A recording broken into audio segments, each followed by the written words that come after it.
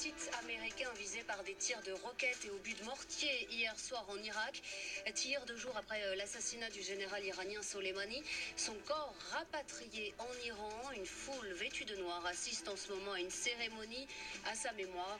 Si les Iraniens se vengent, les États-Unis frapperont comme jamais. Telle est la dernière menace du président américain Donald Trump. Le vent tombe sur la côte sud-est de l'Australie. Aujourd'hui, espoir d'une accalmie après la journée catastrophique hier sur ce front des incendies. Un homme tué, au moins 24 morts en 4 mois. Le gouvernement japonais promet une enquête approfondie pour faire la lumière sur la fuite de Carlos Ghosn, l'ancien PDG de Renault-Nissan, parti au Liban en début de semaine.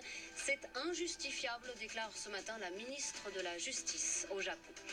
Le trafic perturbé à la SNCF aujourd'hui, comme hier, globalement avec 2 TGV sur 3. 32e jour de grève contre la réforme des retraites. Le président de la Fédération européenne des voyageurs estime que les négociations auraient dû redémarrer depuis longtemps. 10 millions de passagers, ça se respecte, poursuit sur France Info Michel Kidor. Reprise des discussions après-demain mardi entre les syndicats et le gouvernement. Le brouillard s'est dissipé à Chambéry. Les vols peuvent donc reprendre à l'aéroport ce matin.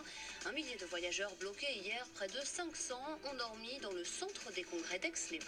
France Info. Et tout est plus clair.